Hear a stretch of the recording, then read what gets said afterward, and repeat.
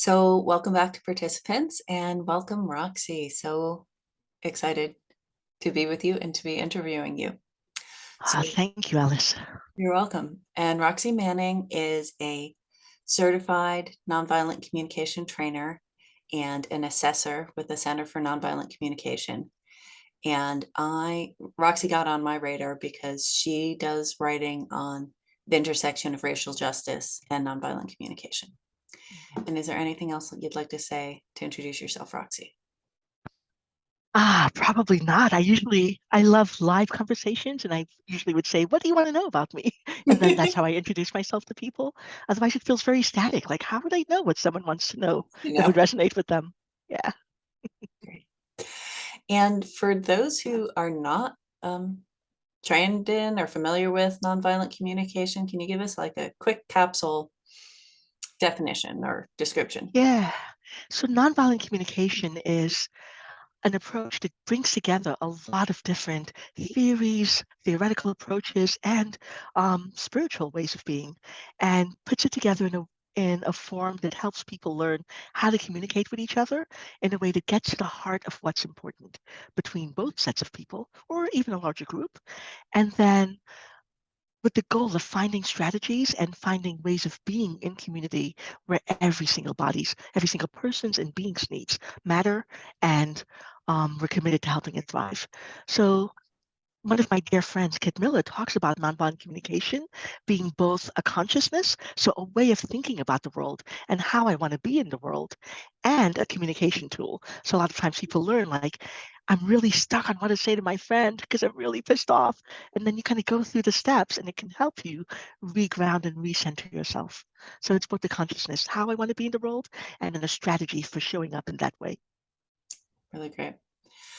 And um, now the founder of nonviolent communication, Marshall Rosenberg, originally intended it for it to be a tool for social justice. And Yes. it has evolved kind of into something that a lot of people are using for personal growth and mood management and family communication. What do you see about the value of bringing it back to that intention? Yeah, so I think it had evolved into being more personal growth, and it's been evolving again. So Mm, I see so many people bringing nonviolent communication into a lot of social justice spheres. And I think there's a lot of value for it. I'm writing a book right now. And in the book, this is one of the things I'm excited about, that nonviolent communication can help me to understand myself and for my group, understand what matters to us. What are we fighting for? What do we want to have happen in the world, right? And it's really about what are we for, not what we're against. And that's one of the things that nonviolent communication is really equipped to help people understand. What are you for? What matters to you? What do you value? mm, And it's also a really great tool for helping us learn how to connect with and understand people who are doing things we don't like, doing things that are essentially the thing that we're saying, this is what we want to change, right? But we don't want to demonize that person. I did a workshop a few years ago for Dr. Martin Luther King Jr. Day at a college in Minnesota. And at the end of the workshop, one of the student MCs said, all my life, I've been looking at Dr. King's work and thinking this is amazing work, right? This idea of beloved community is what I want. And now, with understanding nonviolent communication, I understand how to get there. wow, So I see it as one of the tools, not the only one, but one of the tools that can help us get to that vision. wow, that's beautiful. And so, what would you say? Hold on. Yeah, what would you say are some of the barriers to us getting where we want, being who we want to be, meeting our goals in these large movements? Um, I'm going to pause for a second because my phone is ringing and I forgot to put it in do not disturb mode. So, and I will ask you if you're willing to repeat that question Well, I'll try. 1 hour. I can't read my handwriting, so it'll be a little challenging. Okay. Oh, what are some of the barriers of showing up the way that we want and Mm, and being and causing what we're working for? I so appreciate this question because a lot of times I see people who are really clear about what they want to create in the world, what they're working for, and they keep either burning out or they join movements and it collapses. And I think that's part of the barrier. One of the big barriers is that we've internalized the very values and all of the cultural challenges that we're trying to change. Mm, And if we don't have our self-understanding to know, like for me, right, I'm working in anti-racism. So where does anti-blackness show up in my work, right? Where does mm, internalized racism show up? Where do all of the challenges that I'm fighting against unconsciously show up in how I'm dealing with the people I'm working with? And if I'm wanting to create a world where, again, where everyone is valued, where everyone has what they need to thrive, but I am not treating people in this way, huge barrier, right? yeah, Yeah. yeah. Actually makes me think of ACT UP, the Mhm. anti-AIDS, the AIDS advocacy group in the 80s that Mhm. just had all kinds of internal battles Yeah. across, especially Mhm. across race and gender, but that things just blew up and there was Yeah. power in the room and people couldn't They find the didn't have the connection between skills. each Yeah. other, didn't have the skills and didn't have the Yeah. consciousness Mhm. necessarily to not replicate the oppressive dynamic that they were fighting against on the outside. I'm glad that you mentioned didn't have the consciousness because that's part of it, right? Like we're trying to create something different, but we come from a consciousness that says that person is wrong. Those things are bad. We have to fight against them. It's very much like black, white, good, bad kind of paradigm. And we are so drawn to that in what we're resisting that it shows up in us, right? It's like I judge myself the same way. I judge my colleagues the same way because we're using that very same paradigm in the work that we're doing. And that's what's different about nonviolent communication.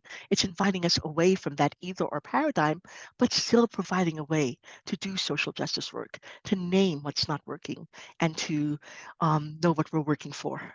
Mm, that's amazing. And given given that we're exhibiting this paradigm or living into this paradigm that we're actually trying to dismantle, what are some ways we can intervene and make a difference? Yeah. So the first, I think, is to slow down and do the self-reflection and the inner work. And I know it sounds so trite. Everyone says that, but I often work with people who are passionate, amazing, wonderful people. And honestly, I'm there myself, right? And the amount of self-judgment, and Mm, then sometimes just it can almost show up like self-hatred that people hold towards themselves. If I'm holding this much pain and dislike, if I treat myself harshly, there's no way at all that I can treat anyone else different. So my first step is notice what you're saying to yourself. Notice your self-talk. mm, If a campaign didn't go the way that you like, do you say, "Oh, I'm such a bad person. I didn't work hard enough. I didn't do X, Y, or Z"? Or do you hold yourself with compassion and do you know how to mourn? So the first piece is notice how you're treating yourself and take steps to change it. mm, The second thing is, and I've already alluded to it, is to develop a practice of mourning, a practice of mourning. Again, I mentioned Kit Miller. She was the director for the Gandhi Institute in Rochester and one of my dear mentors. And another thing that Kit said to me is that she cries every single day. wow. She makes time every single day to cry. And I think we need to do that. If I let myself grieve for the state of the world that I'm in, if I open my heart and say, wow, like I work in homelessness also. And Mm, when I see people, if I can let myself not just walk by the people on the street going into my office, but to stop and notice and to let that impact me and to grieve it, that's a very different energy that I'm working with. Then I know what I'm trying to change instead of just, and these people are bad, right? So give mhm, ourselves the space to grieve and mourn and to maintain our humanity by letting ourselves be moved by the suffering that's in the world. Sometimes we think we have to harden ourselves in order to show up for it mm. instead of saying, no, if I can let it move through me, that's when change can come. So that's the second thing. And then the third piece. No, that's very powerful, and that is something that I think I mentioned this on another call, but in almost every workshop or discussion Mm. with Conversations Against Fascism, we take a moment to mourn because there That's is so beautiful. much that we're losing. Mhm. And it's, yeah, if we're trying to be, you know, rough and tough and just barrel through, Mhm. we don't have space. We don't have space for the expansion that we need to make the difference we need to make. Yes, and there's something you just named that I also think is important and subtle. So, in order to mourn, I also have to observe. And Mm. so many times we walk through the world with blinders, right? You're working against fascism. And how many people are just not willing to see the signs, Oh, right? so many. Not Even willing to me. see them. Yeah, 80% of the time I pretend the signs aren't there. right. And so we have to somehow develop the capacity to say, I'm going to open my eyes wide and Mhm. let myself see what's happening and name it. Not just let myself see it, but name it if I'm wanting anything to change. Because if we don't name things, we can't talk about them, we can't change them. So we have to observe and speak about it. And that's another, like, that's one of the core steps of the NVC model is being able to make Observation. observations. Yeah. Yeah, yeah. Um, and in your work, what are you seeing are some of the big, you know, you've talked about that in nonviolent communication, we value everyone's needs. Hmm. And some people who come from privilege have a lot more opportunities to have their needs met coming into any conversation. Hmm. What are some differences in needs that you've seen working with people of color who are practicing NVC versus working with white people who are practicing NVC? Well, first, I want to say that one of the things I love about NVC is that one of the principles is that we all have exactly the same Needs are needs, right? universal. Sure, sure. So I don't know that I would say there's a difference in needs, but there's a difference in which needs get met. And Mm, so if I'm using myself as an example, some of the needs that are more likely not met for me than some of the white colleagues with which I work are simple ones, right? Like trust. When I walk into a space, I mm, am not automatically given people's trust that I have something to say, that I know what I'm talking about, that I have a way to contribute. I have to earn it. And for some of my white colleagues, it's like given to them. Like, of course we trust you. We're so excited to learn from you, right? And so that's a simple example of one of the needs that's met more likely for one group than another group. Of course, I mean, if we're talking about racial justice, we can go through all of the basic needs, right? So needs around shelter, food, access to education, justice, right? Like so many basic needs are just differentially met in ways that are measurable for people from the global majority and folks who are white. Some of the other needs that I think are also not met that are a little bit more subtle are needs around like the opportunity to, it's not quite self-fulfillment, but something around choice. So mhm, I remember that when I was young and I was moving into this work, it felt like just an unbelievably like in my family, you would look at people and say, why would you major in that? Why would you study that? This is the most silliest thing. You need to take care of your family. You need to, get a job. People are not going to take care of you. And even this idea that you're living in a society where there is no safety net for you means that some of your options are really constrained. mhm, And for some of the, especially now that I'm very active in the field, I see a lot of young white folks coming with lots of energy and enthusiasm and who have the resources and the space and the time and get like support from the communities to do the things that they want to do. It's not as costly for them to say, I'm going to drop out of college and do this thing mhm. because they still get that trust when they show up to teach something, right? But if I'm a young Black person and I drop out of college, people are like, do Yeah, you what really went have on? something to say? Yeah. So, and then I also don't have the safety net to support me when I drop out of college. Like, who's going to pay my bills? Who's going to take care of X, Y, and Z? So, those are some of the needs that I see are different as we move through these spaces. Yeah. Yeah. And how does and when people try to interact through an NBC lens across race, what are some of the ways that people bump up against each other? Ooh, there are so many. Okay, so for those who might not know, one of the key skills that NVC teaches us is empathy, like how to empathize with people, how to really talk to someone and connect with them and really understand their experience.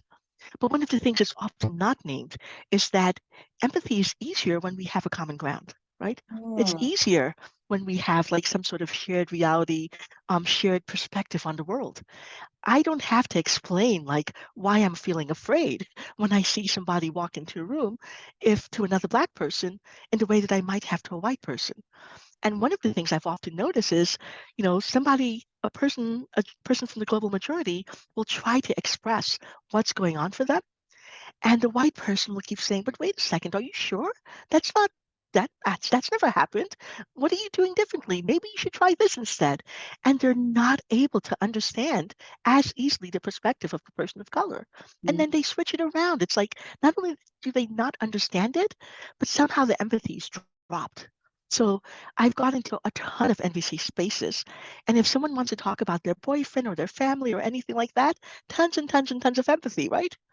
But when a person from the global majority says, "I want to talk about something happened that was racial," a lot of white folks will be like, "Wait, are you sure? What's the observation? How do you know that was race? How do you know that was the person's intent?" mm. And the person isn't met. And so It, that's one of the big clashes. it sounds like it subtly turns into a conflict situation when it's supposed to be a support situation. I mean, Yeah, 'cause you it, get that when in a, I was trained in NVC mediation, and in a conflict situation, empathy is really hard. You can't give empathy when you need empathy, is mhm, right.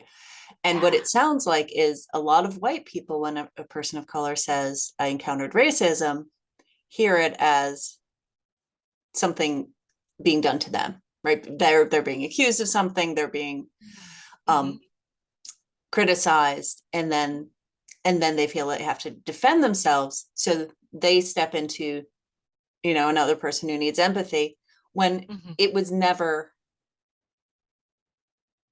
when the setup was not for it to be a conflict situation. And the Right, need and the right. need and the request from the person of color is not, Mhm. hear what you've done, right? It's, Yeah, please support me. But yeah. Yeah, that's a great way of talking about it, right? That, and I see it as a conflict around needs. All of a sudden, for the white person hearing the person's of color's experience, they become afraid. And so then they have needs for reassurance. Are you seeing me? Even if it's not about them, right? Even if I'm talking about racism that happened with someone else, for some white folks, there becomes a trigger of, well, now, do you see me as a good white person, as someone who's going to understand you? And so their need for reassurance all of a sudden trumps this person's need for empathy. or at least it crowds it out in their own Yeah. brain, in their own self. Yeah, Hmm. yeah. And I go there all the time, right? I want to be the good white person. Hmm. It's Yeah. part of wanting to be the good one in general, right? Right. We all want to be the good person. We all want to contribute to people. It makes sense, but it's what do we do with that? How do we notice that? And that goes back to what I said earlier. If I did my inner work, I would notice, oh, there it's coming up again. This is about me wanting to be that good person and not about me focusing on my other value, which is empathizing and supporting this person. Mm, Yeah. powerful. And what would you, when you think about, yeah, when you think about a, a world beyond racism, like if we get there, what would be your ideal future vision? I mean, it's so simple. It's really, truly simple. It's a world where, and for me, it's not just a world without racism, right? Because I think racism and white supremacy is another manifestation of like a world of power, a world where there are these power differences, and Mm, there's some folks who have power and some folks who don't. yeah, And that gets drawn on a lot of different lines, class, gender, like so many different things, right? So yeah. I like to think about a world where these power structures don't exist, where Mm. one group isn't inherently seen as better than another group. And what would that world look like? Oh, what would that make available? Oh, it would be a world where everyone is trusted for what they can contribute to the society at the level that they can contribute it. Mm, So it's like whatever I can bring, I am trusted that this is the best I can do and it's of value. And people want to hear my opinion, even if it's not going to be like the biggest earth shattering thing, right? But I've had little ones And this is one of those places where there are power differences. I've had little ones, when you ask them for their opinion about something, say the most like mind-boggling, like profound things that we never know because adults don't ask children for their opinions Mm, about things that matter in the household that that child is living in, right? And so when I think about that world, it's a world where people are consulted about the things that are impacting them. They have the power to influence the things that are going to impact them and to shape the world in a way that makes it work not just for them, but for everyone. It's a world where everyone has the resources they need to manifest their gifts, whatever those gifts are, mm, and where the multitude of gifts that humanity has, and that not just humanity, but all of the beings in this world have, right? That multitude of gifts is treasured and nurtured and is given the resources it needs to be brought into the world. So it sounds so simple, but just imagine what that would be like. no, it's very beautiful.